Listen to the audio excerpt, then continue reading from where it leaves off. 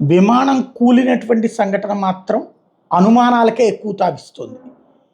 దాంట్లో సరే సోషల్ మీడియాలోని పాయింట్స్ని బేస్ చేసుకుని ఎవరికి వాళ్ళు అల్లుకోవడం ఒక ఆస్పెక్ట్. బట్ అన్నిటినీ క్రోడీకరిస్తే దర్యాప్తు సంస్థలకు కూడా ఒక మంచి ఇన్ఫర్మేషన్ కూడా ఉంటుంది. ఫర్ ఎగ్జాంపుల్, ఒక ప్రయాణికుడు ఒక ట్వీట్ చేసుకొచ్చాడు, అంతకుముందు నేను దాంట్లోనే ప్రయాణించాను, అహ్మదాబాద్ దాకా వచ్చాను, ఏసీలు పనిచేయట్లేదు, ఫెసిలిటీస్ బాగాలేదు, నేను వీడియో కూడా తీశానని ఆ వీడియో కూడా పోస్ట్ చేస్తే లక్షలాది మంది చూశారు. బట్ దానికి విమానం దిగడానికి సంబంధం లేదు. విమానం దిగాక అందులో ఉన్నటువంటి అలాంటివన్నీ కూడా సెటరేట్ చేస్తారు. ఇది నెంబర్ 1.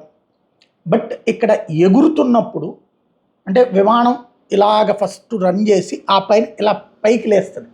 ఈ లేచే టైంలో సరిగ్గా పని చెయ్యకపోవడం వలన జరిగింది అన్నటువంటిది నెంబర్ 2. ఇప్పుడు అయితే ఎక్స్పీరియన్స్డ్ పైలట్లు అట్లాంటిది రాదు, మేడే అని ఇచ్చారు అంటే సంథింగ్ ఏదో తేడా ఉంది. ఇంకొక వైపున వెళ్ళి కూలింది వచ్చేటప్పటికి అవతల ఇక అది అహ్మదాబాద్ ఎయిర్పోర్ట్ చుట్టూత జనావాసాలే ఉంటాయి. దాంతో కాలేజీతో పాటుగా చుట్టుపక్కల బిల్డింగ్ల మీద కూడా పడేది. ఎంతమంది ఇప్పుడు ఫ్లైట్లోనే 230 ఇట్లాగుంటే బయట చనిపోయినటువంటి వాళ్ళ సంఖ్య ఎంత ఉందనేది రేపు శిథిలాలన్నీ తీసేదాకా తెలవదు. ఇంకో 50-100 మంది ఉన్న ఆశ్చర్యపోనకలదు. తాత్కాలికంగా 10 మందిని చనిపోయారు, ఒక 40 మంది 50 మంది గాయపడ్డారు ఆ కాలేజీకి సంబంధించినటువంటి మెడికోలు అన్నటువంటి చెప్తున్నారు. ఇది నెంబర్ 2.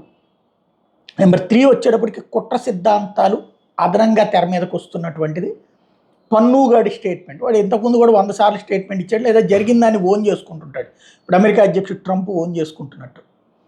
అది ఒక ఎత్తు. అది పక్కన పెడితే అమెరికన్ సిఐఏ ఏజెంట్, ఒక ఆవిడ మాజీ సిఐఏ ఏజెంట్ వచ్చినటువంటి స్టేట్మెంట్ మాత్రం ఇప్పుడు బాగా హైలైట్ అవుతోంది.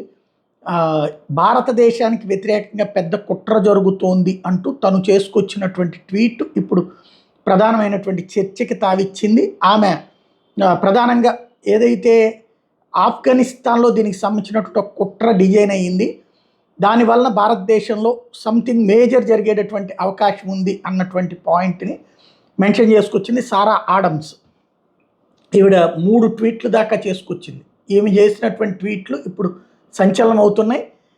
10% హ్యుమానిటేరియన్, 90% వార్ఫోల్డ్ అంటూ ఈ లెక్కలు చెప్పుకొస్తూ the India attack is being planned in and AQ camp in the south అన్నటువంటి పాయింట్ని హైలైట్ చేసుకొచ్చింది. ఇది ఇప్పుడు దాంతో పెద్ద చర్చకి తావిస్తున్నటువంటి అంశం.